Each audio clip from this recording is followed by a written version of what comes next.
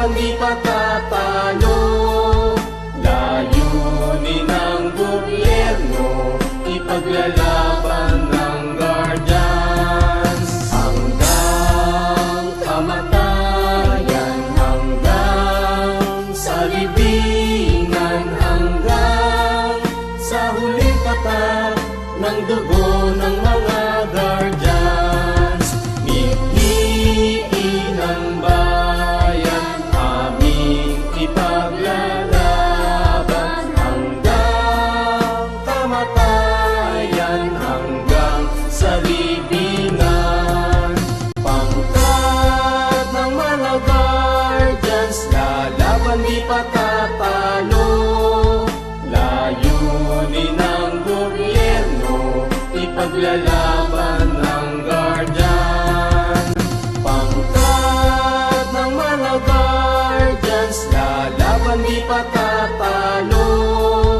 Layunin ng gobyerno, ipaglalaban ng guardians. Layunin ng gobyerno, ipaglalaban ng guardians.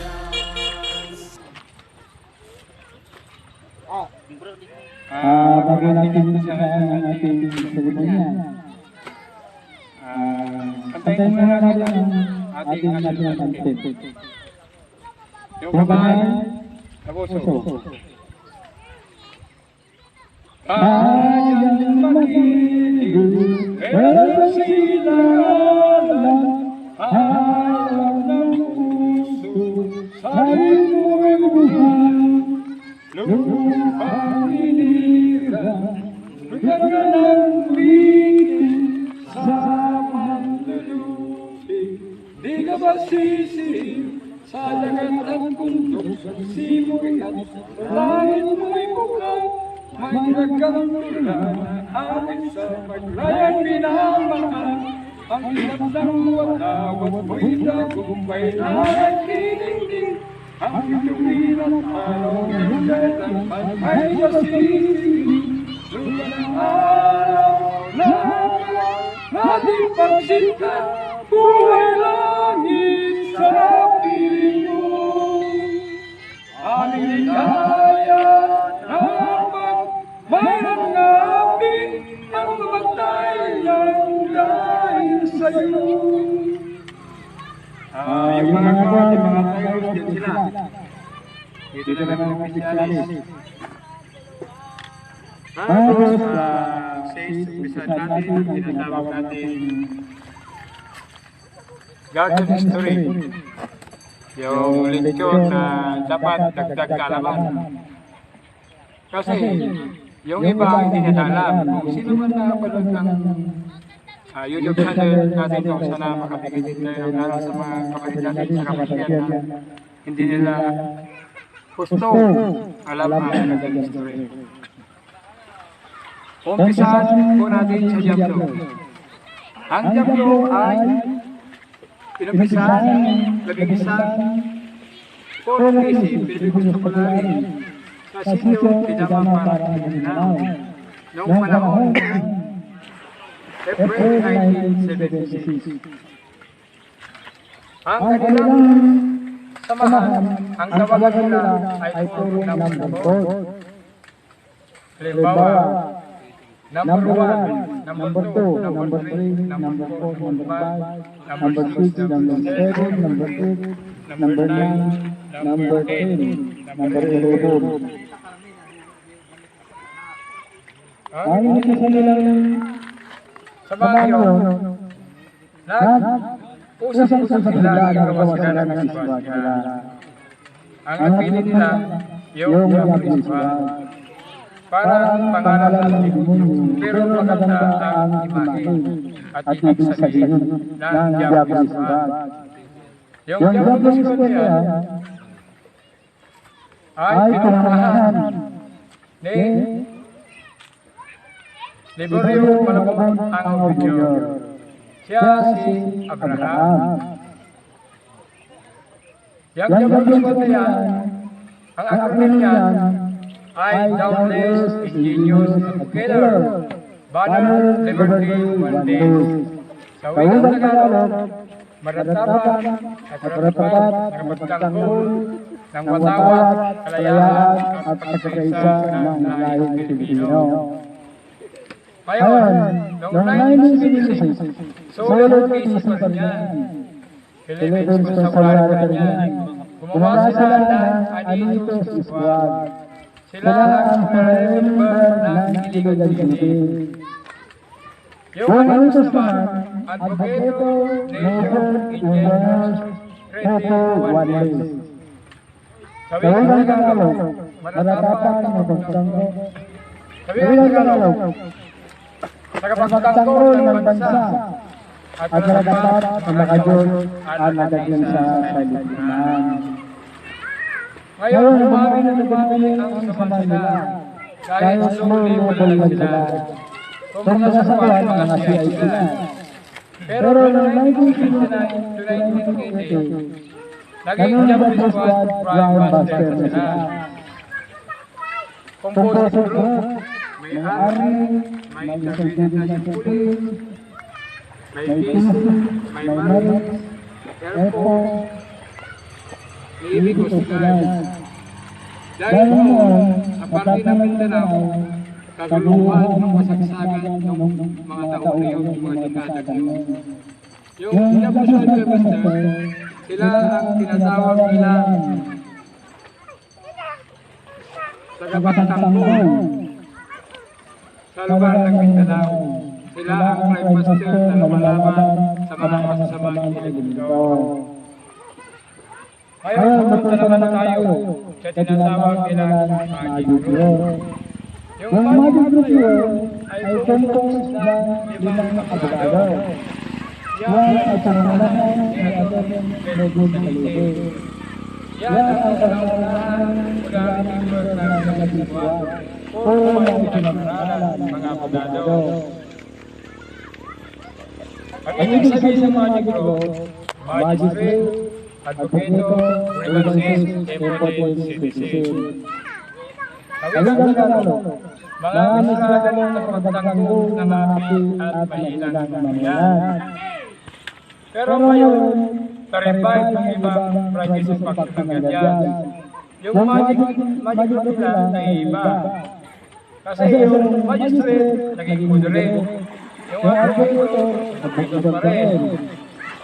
Yung grievances, naging gentleman. Yung impotent, naging indigenous. Yung citizen, naging competent. May pagkakaiba. Kaya minsan, yun ang hindi napagkakaunawaan ng ibang branches at aksyon ng ganyan. Kaya Kaya dapat paliwanag sana ng mga listener ng mga ibang branches o aksyon ng ganyan para maiwasan ang hindi pagkakaunawaan ng mga kapatiran. Kaya pinapaliwanag ko lang. Papunta tayo ng 1983. Yun ang tinatawag na Year of the Dam. Bagong isla ang ibig sabihin. Mayroong tatlong tinatawag na flying spirit. Ang isa babae. Siya si Lucina Villa Buala. Siya si Amazona. Integrated National isang guardians ay napakaganda, napakasaya. Ito makikita mo yung tunay na samahan ng isang guardians bilang GMBII. Lagi namin sinasabi, kung maliit lang ng problema, huwag mo lang palakihin. Kahit anong sabihin niyang masamang salita, huwag mo na lang pansinin. Huwag mo lang galahin nila kayo. Yun ang nagiging usapan natin. Na sana, kung salita lang, bayan nyo na. Kasi kung salita, pinatulan mo, napagawin o ano man ang kami yung pamilya mo. Kung ikaw na nagpapakay, paano ulit ang pamilya mo? Ganun lang ang dapat na mag-iigalan ng guardian. Saka lagi mong tatandaan. Kahit saan kayo pumunta, bilang isang guardian, at may kamulang ng tatak na guardian ka, maraming tutulong sa iyo. Mga tutulong mga guardian tutulong sa iyo. Kahit hindi ka natin sa grupo, tatandaan nyo mga kapatid. Kahit saan kayo pumunta, kahit anong grupo, kahit nakawan nyo lang, bumati kayo bilang isang gargang. Ganyan ang training na gargang. Kahit sa ayaw mo, kahit hindi mo ka grupo, magkipagkamay ka. Para baka palang araw, may kayat mo yan sumama sa atin. Ganun po ang gusto po namin mangyari. Bilang isang gargang, lagi mo tatandaan, hindi lang sa isip. Ilagay mo dito sa puso mo, gargang ka. Ipakita natin sa mga ibang mga gargang nakakaiba tayo. Kung noon, gago ka sa iyong tahanan, gago ka sa mga barkada mo, gago ka sa lahat ng tao. Ngayon, kailangan maging kaibaw ka na kasi gargang ka na. Ang GNBII, laging tatandaan, kailangan yung napakabuti, napakamaunain, napakamasipag. Pag tumulong ka sa kapwa mo, huwag kang maghintay na may bibigyan ka ng ganitala. Ganyan ang isang gargang. Hintayin mo, huwag mong pagwabanan na gargang ka, pero isakita mo na isang gargang ka na tunay, na marunong magmalasakit at magmahal sa kapwa. Pero pinakagurgang ko na lagi kong sinasabi sa mga gargang. Kung ikaw ay isang gargang, unahin mo muna ang pamilya mo bago ibang tao. Tumutulong ka na sa ibang tao, yung pamilya mo nga, napapabayaan mo. Ganyan ang gusto namin itarating sa bawat kapatiran. Pag ikaw ay isang gargang, unahin mo ang pamilya mo. Kung wala kang pamilya, mga magulang mo, mahalin mo sila, ipagkita mo na napakabuti mo bilang isang gargang. Ganyan po ang Pinoy na gargang sa isang GNBII. Hindi ka po namin tuturuan na gagawa ng isang masama o na maging salot sa lipunan. Kundi pagsasabihan ka po namin na dapat sa isang gargang, tatandaan nyo, pag pinagsabihan kanila na ikaw ay... Gaya rin sinasabi mo bro, ang importante yung pamilya. Gaya sabi ni Founder Arnold Well, family first before anything else. Bago tayo pumunta sa kapitiran, tingnan muna natin kung meron may iiwan sa pamilya natin. Kasi ako, sa totoo lang, minsan nagagalit ang mga anak ko sa akin, magulang ko, kapatid, at asawa noon nandito pa. Sabi niya, puro gorgeous. Anong mapapala mo yan? Wala ka namang sahod. Nag-aaksya ka lang ng oras at panahon. Pero ang sabi ko sa kanila, ito ang kaligayahan ko. Ito ang mundo ko. Yung tumulong sa kapatiran at tumulong sa mga kapatid ko sa kapatiran, sa pamilya nila at sa mga taong bayan. Alam naman, linggo lang naman ang pagkikita-kita. Linggo lang naman ang tinatawag ng mission o meeting. Mas magandang ganito, o pupunta ka ng sabunan, o magmanagmador, mangbiras, di lalong magsasayang ka ng oras doon, gastos pa. Dito, makakatulong ka ba? Ano sa palagay, di po ba? Saka minsan, pag nasiraan ka o naplat ka ng sasakyan, ako iba ang pananaw ko. Pag naplat ang sasakyan ko, pumipingala ako sa laas, nagpapasalamat ako sa ating pong kaban. Dahil pinahinto niya ako at baka may aberya at disgrasya sa dadaanan ko. Hindi gaya mo ba yan? Pag nasiraan, nagmumukmuk na, sinasabi nilang malas. Sa pa, pag tutulong ka sa ibang tao, huwag mong hintayin o ibibigay mo ang kapalit ng tulong mo. Mayroon gagamitin ang ating buong may kapal sa ibang tao na yung tulong mo, tutulungan ka. Ibang tao ang tutulong sa iyo, hindi yung taong tinulungan mo. Kung hindi ikaw, pamilya mo, kapatid mo sa kapatiran, barkada mo, o matalik mong kaibigan. Saka ang isa pa, ang importante yung paggalang natin. Yung tinatawag nating sir. Ang ibig sabihin ng sir, sign in respect. Kahit ano ang pagkatao niya, kahit magpuputi lang siya, o kaya nagbibili lang ng bote dyan, bakal, sir pa rin ang itawag mo. Dahil yun, paggalang yun. May edad man kay edad mo, o mas baga sa'yo, tawagin mong sir. Kagaya yan, tatawagin mo siyang ma'am. Ba't tinatawag mong ma'am? Kasi pag tinawag mong miss pala, baka magalit sa'yo, masampal ka. Kung tawagin mo naman miss, magalit sa'yo, baka masampal ka rin. Kaya ma'am na lang yung itawag mo. Di ba ba? Ang ibig sabihin, ma'am and missis. Kagaya nito, marami tayong kapatid na kapatiran. Ano po ang pagkaintindihan ng news? Diba ang news balita? Talakayan. Saan nanggagaling ang balita? Diba sa north, east, west, south? Kaya tinawag ang news. Ganun din tayo.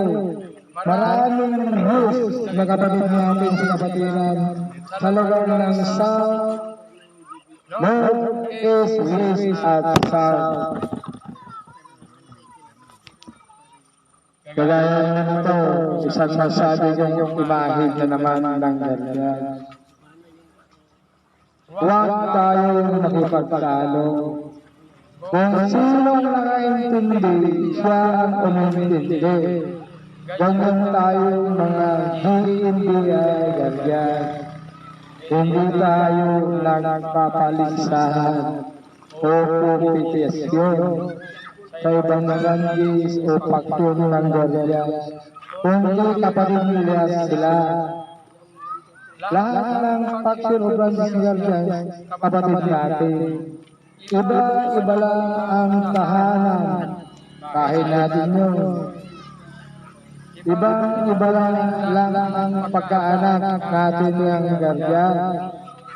Kaya pag tinanong ka kung kailan ka pinanganak, ang isasagot mo ngayon. Anong pitsa ngayon?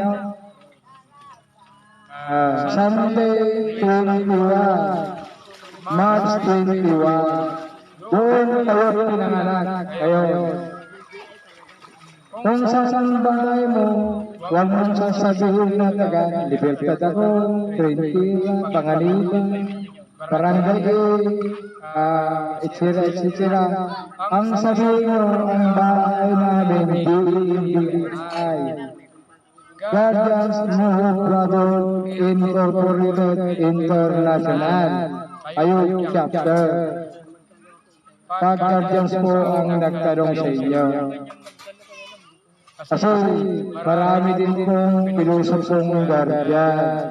Tinuhuli nila kung meron tayong kaalaman sa guardian.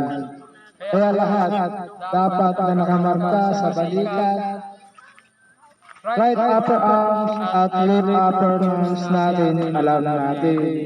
Pati yung mga yung chantage yan, saan yung pag-gusto mo? Yung papel kanina. Yung papel. Pakikuha mo bro. Yun din ang ibigay na sa kanila. Para habang walang ginagawa, mayroon kayong binabasa. Ito bro. Andito lahat yung guardian history. Meron ang gagalong Anonymous, guardians, at sa mga mystery. Meron ng gagalo, anonymous, guardians, at sa mga ng nakataas. Mag-umpisa ka sa MD, yung Magic Room, Ranking Magic Room, Founder, Azure Founder, Master Founder, Software Master Founder, sa yun. Pero ngayon ang dami na. Meron tinatawag na MD, R&D, Founder, Senior Founder, may tinatawag pa na Chapter National Founder, Integrated National Founder, Supreme Founder, ang dami. Pero ang tingin nyo, yung pagpatas, magmano kayo. Yun ang importante para makilala nyo ay talagang matalinong guardian. Gaya na ba? Ang dulo naman ang rank ng Banlito natin kahit upper arm. Ito yung tinatawag natin OPC o IND. Pero ngayon, Philippine National Police, Bureau of Management at Bureau of Fire Protection. Dahil under ng DILD. Yung Philippine Army, yung Philippine Navy, yung B, Philippine Air Force, at yung C, Philippine Coast Guard. Andito yan. Para mapagparalan nyo pag may counter kayo. At andito yung tinatawag na DF. Yung DF, Godfather. Kaya yung Godfather, rank lang yun ng R&D. Kategory na R&D lang. Huwag kayong magmamano. Pag may nakita kayo sa gitna na R, Godfather siya ng under ng DLG. Pag di naman, Godfather siya ng Philippine Army.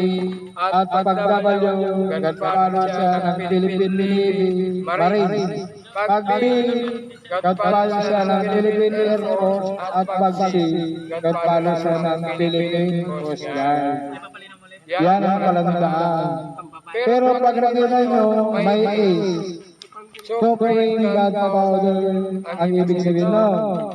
Kailangan tingnan nyo rin yung sa gitna. Pero meron din tinatawag na GF. Yung mga babae military.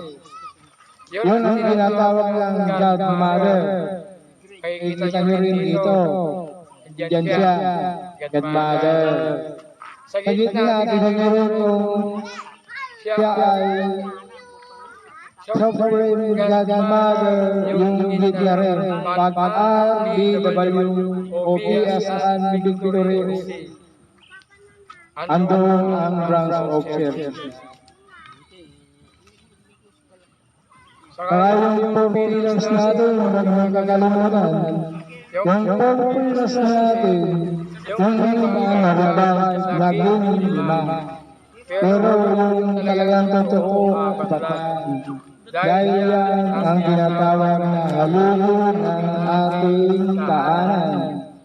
Love of God, love of family, love of country, at love of fellow Canadians. Kaya ipinaliwanag ko na sa inyo kung ano ang mga rank at mga guardian history. Kayong mga baguhan at sa mga datihan, kailangan natin ang tinatawag natin na balik-aral. Uulit-ulitin natin yan linggo-linggo. Hindi po sa organization, exercise, kundi bugbog sa lityo.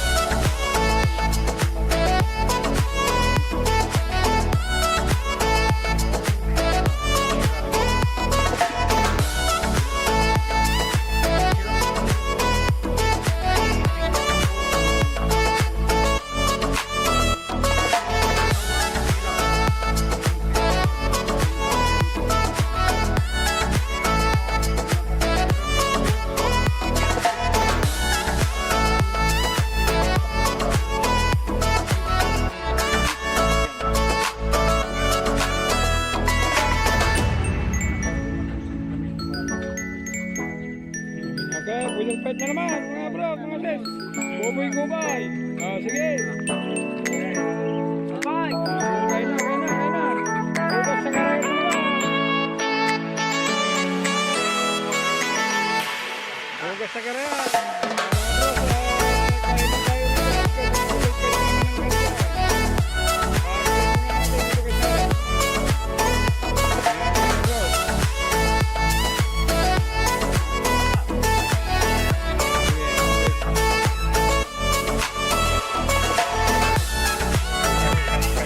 Kainin mo yung mga bata. Oo. Sabay mo na dito, babulil ba dito? Oo, dito mo nagalaw yung kanin. Kahit ganito, linggo-linggo. Para meron tayong banding. Meron tayong magandang samahan. Kaysa naman pumunta tayo sa sabungan. Kung nagsusugan. Parang mo dito yung mga anak mo, par. Maluwag pa, oh. Hindi, bro, medyo social distancing para hindi tayo makuhan. Doon kayo. Dito kayo. Okay.